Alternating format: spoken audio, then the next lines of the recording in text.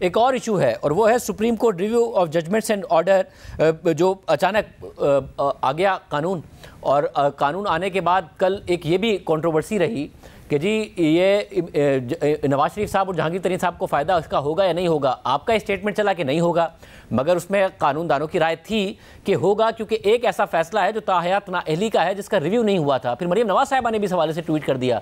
تو آپ ابھی بھی یہ کہہ رہے ہیں کہ کوئی فائدہ نہیں ہوگا دونوں کو؟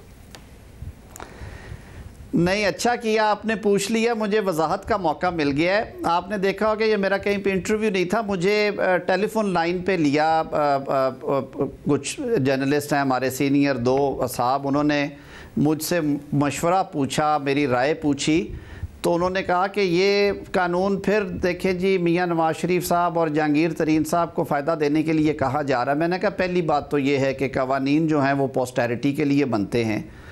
درجنوں سینکڑوں لوگ ہیں جو متاثر ہوئے ہیں ماضی میں 184(3) کی کارروائی سے سوو موٹو اور اوریجنل جورسڈکشن میں، اور ان کو کوئی رائٹ آف اپیل نہیں تھا. تو میں نے انہیں کہا کہ یہ بات آپ کی اس حد تک درست نہیں ہے، یہ سب کے لیے ہے. اور میاں صاحب اور جہانگیر ترین صاحب کے جو دو اوریجنل کیسز ہیں، یعنی پیناما والا کیس اور جہانگیر ترین صاحب کا جو مقدمہ تھا جو ان کے بابت آیا تھا، ان کی کمپنیز اور وہ انویسٹمنٹ کے بارے میں، اس پہ تو ریویوز کی آپشنز ہو گئیں.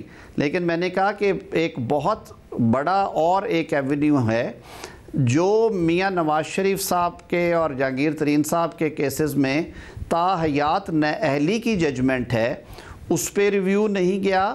اور دوسرا جو قائد مسلم لیگ نون میاں محمد نواز شریف صاحب کو پارٹی صدارت سے ہٹانے کا جو فیصلہ صادر کیا گیا تھا، اس پہ بھی ریویو کی آپشن جو ہے وہ اس وقت ایکسرسائز نہیں ہوئی تھی. اور یہ وہ دو ایونیوز ہیں جن میں وہ under the law and constitution article 25 کو سامنے رکھتے ہوئے ایکولی انٹائٹلڈ ہیں کہ وہ عدالت سے رجوع کر سکتے ہیں. اور this being law of the land they can be benefited. اور ان کیسز میں ایسے لکوناز اور فلاز ہیں کہ جب یہ ریویو سے بات بڑھ کے اپیل والی گراؤنڈز میں جائے گی تو آئی ایم کوائٹ سینگون کہ اس کے اچھے نتائج نکلیں گے. مگر اس کے باوجود بھی نواز شریف صاحب کے لیے دوبارہ الیکشن لڑنے کا راستہ تو اسی وقت کھلے گا جب اسلام آباد ہائی کورٹ میں وہ اپنے کیسز کا سامنا کریں گے اور وہاں اپنے خلاف جو دو ججمنٹس ہیں العزیزیہ اور ایون فیلڈ کی، اس کو اوور ٹرن کرائیں گے. تو یہ اسی وقت کھلے گا، صرف اس وجہ سے نہیں کھل جائے گا اگر یہ ریورس بھی ہو جائے اپیل میں تو.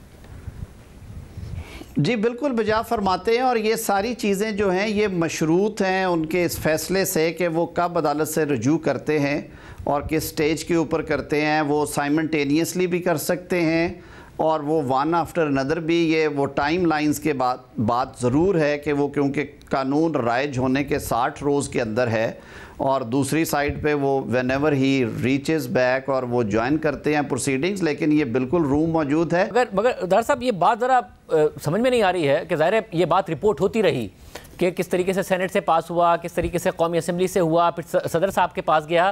اور صدر صاحب جو آپ لوگوں کی تقریباً تمام ہی قانون سازی پہ ریزسٹ کرتے رہے ہیں، اچانک انہوں نے اس پر دستخط کر دیے. وہ معاملہ پھر اٹارنی جنرل ججز کے سامنے لے کے جاتے ہیں، ججز نے بھی کوئی اعتراض نہیں کیا، کوئی پٹیشن بھی نہیں گئی. یہ سب اچانک ہوا یا کچھ نہ کچھ تھا؟ کیونکہ کل تحریک انصاف کے وکیل علی ظفر بھی نہیں آئے. یہ عجیب سی کچھ بات لگ رہی ہے. نہیں کوئی ایسی بات نہیں ہے. ایک تو یہ ہے کہ اگر کہیں پہ بات کل میں نے سنی ہے کہ انہوں نے کہا کہ یہ اچانک آ گیا، اچانک تو نہیں ہے. آپ کو یاد ہوگا یہ نیشنل اسمبلی میں بھی ڈیبیٹ ہوا تھا، میں نے بلکہ اس پہ سارا ایکسپلین کیا تھا. پھر سینٹ میں جب یہ جا رہا تھا وہاں پہ بھی تقاریر ہوئیں، اپوزیشن لیڈر نے بھی کی، علی ظفر صاحب نے بھی کی بات اس پہ، فاروق نائک صاحب نے بات کی، میں نے کی، اور یہ ساری باتیں ریکارڈ پہ ہیں.